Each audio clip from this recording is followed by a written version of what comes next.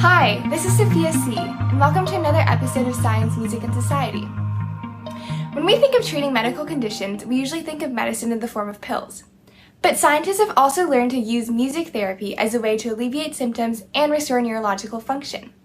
For example, patients suffering from Parkinson's disease, a movement disorder, can have difficulty walking. However, the sound of rhythmic music can dramatically convert this unsteady walk into a normal gait. Patients who have damage to the Broca's area, a region on the left side of the brain involved in speech production, have difficulty articulating words. You turn on the light. Many, surprisingly, can still sing these same words. You ready? This little light of mine, I'm gonna let it shine. Neurologic therapists work with them to first hum, and then sing, and then finally to speak the words they wish to express. This strategy is known as melodic intonation therapy, and it successfully helped former Arizona Congresswoman Gabby Giffords improve her ability to speak. To learn more about the role of music in medicine, I chatted recently with my guest, Dr. Kyurim Kang, a scientist and neurologic music therapist at the Center for Music and Medicine at the Johns Hopkins University School of Medicine. Hi, Q, and welcome to Science, Music, and Society. So excited to have you here today. Just briefly, in a sentence or two, could you tell us what you study? I'm investigating how their brain activities is going on and are changed during the music therapy sessions as a researcher. And as a music therapist, I'm leading some individual and group neurologic music therapy or music therapy sessions to improve some functional performance in sensory motor, cognitive, and speech and language domains for individuals with the neurodegenerative disorders such as Parkinson's disease, Huntington's disease, and Alzheimer's, and so on. Wow, very cool. How do you think that people came up with the idea of music therapy? Yeah, historically in ancient, like in tribe, we use music to improve social cohesion in the states. Starting from the after World War II, the music therapy and music can be started as using as a more therapeutic medium to heal the like traumatic and experiences and so on. But then thanks to our technology, now we can observe that how our brain works and how the music processing in the brain. So that's why that helps us to understand why and how music therapy is effective to the specific population. Would you say that there is scientific evidence that music improves the conditions of patients suffering from these neurodegenerative diseases? And if so, what are some of the signs of improvement that you can see? Yeah, so that's gonna be a long story. I would more highlight maybe how use music for language skills using the like common and or different brain mechanisms.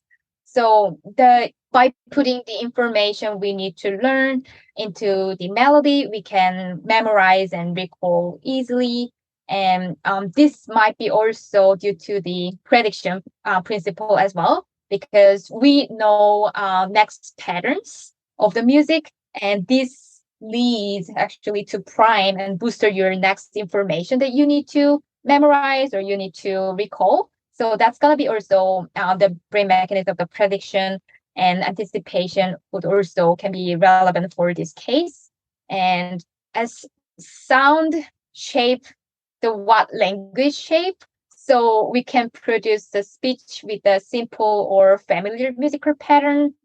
For example, there's a melody intonation therapy, which uses melody intonation and rhythm to restore the language skills for like Broca's aphasia for after stroke or so. So Broca's aphasia is the damage of the Broca's area in the left brain regions. And Broca's area is responsible for the speech production. So people with Broca's aphasia have like extreme difficulty to produce the natural prosody patterns. So for example, if we want to working on how are you today, maybe we can start humming like how are you today? We can start reading humming like like empathize the syllables with the higher notes because this is the question sentence So maybe like we can use the ascending scales as a humming, and this sentence will be trained with the after humming. You can exercise with the exact sentence with the melody, like how are you today? Something like that. And there would be some repetition with the patients, and you can gradually fade your humming and sound so that the patient can produce this sentence by themselves. And not only for the memory in the brain, but then memory processing, but then brain also rhythmic processing is very important, as I highlighted. So for this melody intonation therapy, the rhythm would be also very important. During this protocol, the therapist having the patients to do the tapping with their left hands so that they can activate control letter side right brain, so that right semi-sensory motor networks more, so that speech production can also contains movement, motor aspects, so that this activated sensory motor area can trigger and promote your movement as well, like speech production. So there's a lot of brain mechanism, like as I mentioned, there's a prediction and brain plasticity, because by booster and activated another area, they can bypass and trigger to use as a compensation way. So I know like this was the long answers, but then. Oh, no, that was great. So it's kind of like a workout for the brain, basically. Yeah. Mm-hmm. Okay, and that actually leads to my next question. So I did read about some of your clinical trials, such as I know there's ParkinSonics, and then you have your guitar PD, drum PD. Could you tell me a little more about those? Sure. Yeah, because we are doing not only for the research, definitely we do the music therapy, and not only for the internal referred patients, we wanted to provide a service to the community as well. So definitely for the Parkinson's disease, as I mentioned, the rhythmic pattern is very important to give them some specific auditory cueing. And I can give you the contacts, but then the Jason, who's of course a music therapist, she's providing the community drum via Zoom because of the pandemic. They meet once a week so that they can have the rhythmic like remedy for drumming. He has assignments, like for example, you need to this certain bits for certain amounts of the time. So that's why, as you mentioned, we are providing some drum group for the Parkinson's disease and ParkinSonic. It's Parkinson's and song group, so it's known as ParkinSonic group. For the Parkinson's disease, not only for the gait or motor aspects, their speech is also very important, because usually their voice tone is more like a monotone rather than having the intonation. So, and singing and more like a therapeutic singing would help to improve their intonation level, as well as the like loudness, control the loudness, like not too loud. And also we can exercise by singing. We can exercise the breath control by sustaining the notes as long as possible as we want.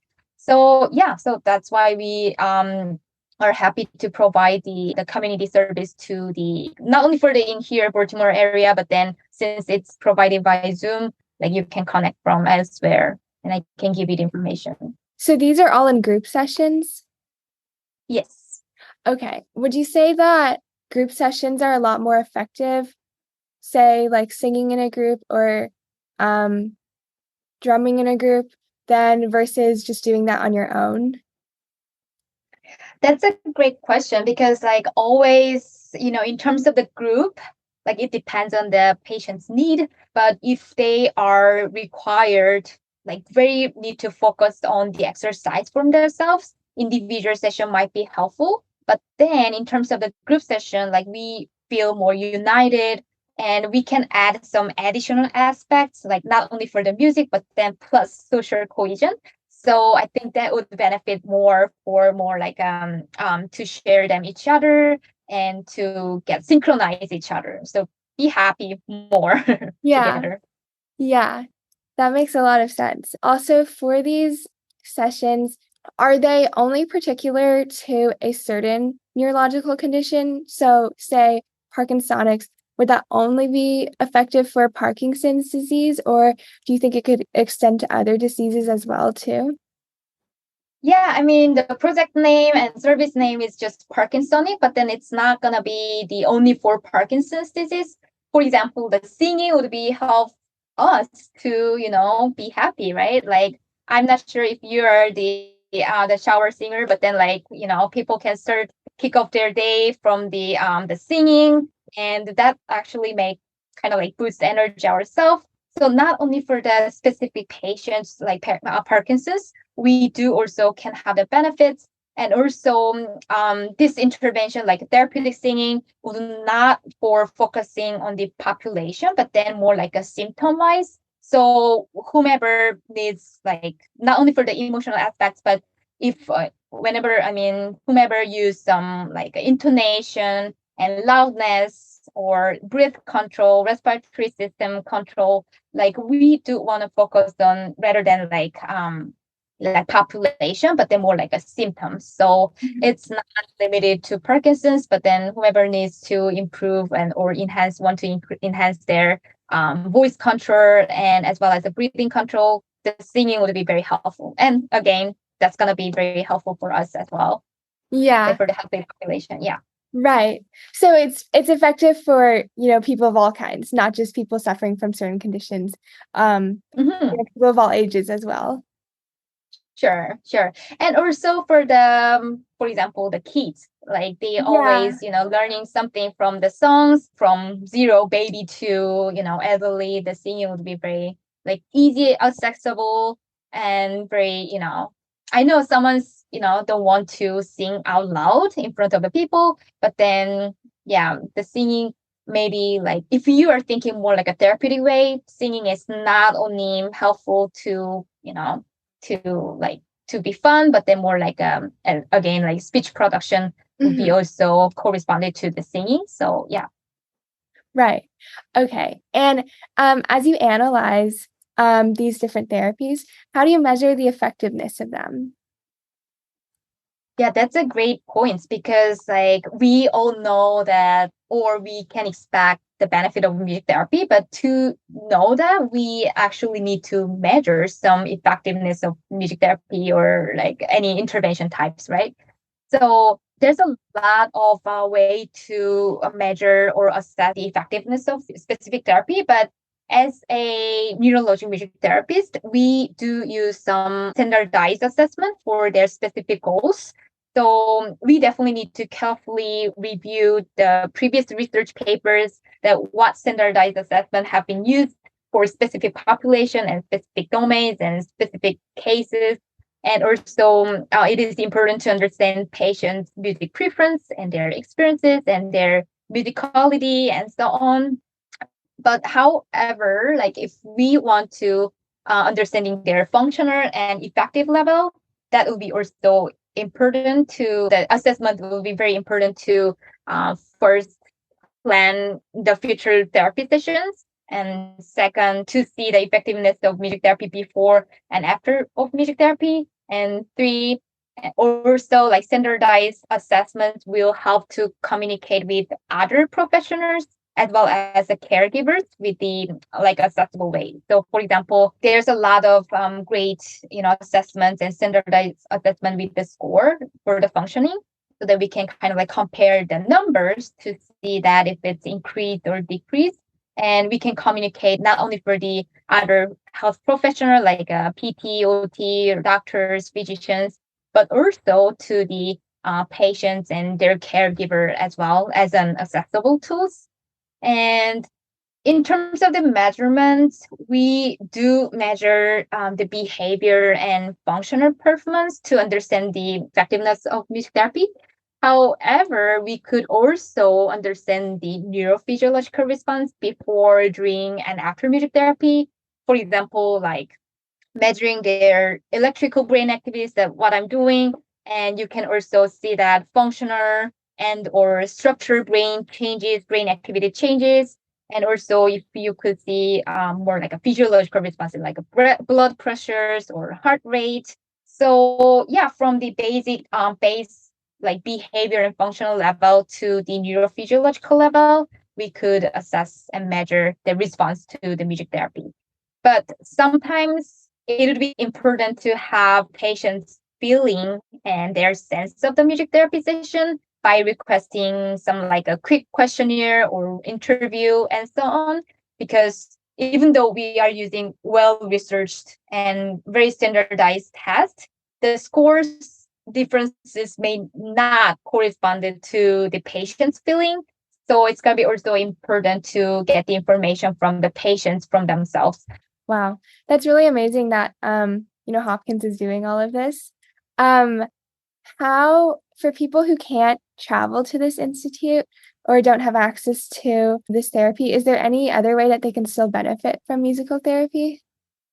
We do provide a virtual music therapy session for, Parkinson's disease, as I mentioned. And we also provide the support group for the neurodegenerative disease. So even though they cannot travel to our center, they can still have the benefit from the Zoom. We also encourage the caregivers to participate in the support group together so that both of them can attend the session. So not only have the benefit for the functional aspects, but then by attending the session with the caregiver, they can have the benefit for the another aspect as well. So yeah, and also we are actually making resources, musical recording of the musical pattern for specific movements so that they could use at home. Okay, that's great. My last question is, for a high schooler who may want to become a neurological musical therapist in the future, what advice would you give them? What kind of training, classes? Sure. We are, providing some sessions for human being, and each one has a different characteristic and different involvement factor, and everyone has a difference. So we need to be very flexible. So this is not one area like a music itself area, but then it includes like psychology, neurology, music theory, like biological and social and behavior science, neuroscience, and so on. So definitely like your basic, you don't need to be the musician, like performer to be a music therapist, but definitely basic the skills for the music would be definitely always a benefit. And also piano, guitar, and vocal proficiency and percussion are expected to we like that. Those are also like one of our curriculum, and then those are most frequently used in therapy. So I mean, to be a music therapist, I recommend to get familiar with the definitely music, but then also find some resources like who are looking for the music therapy program. I can give you the information for the American Music Therapy Association, and they have the school list that they provide the music therapy program.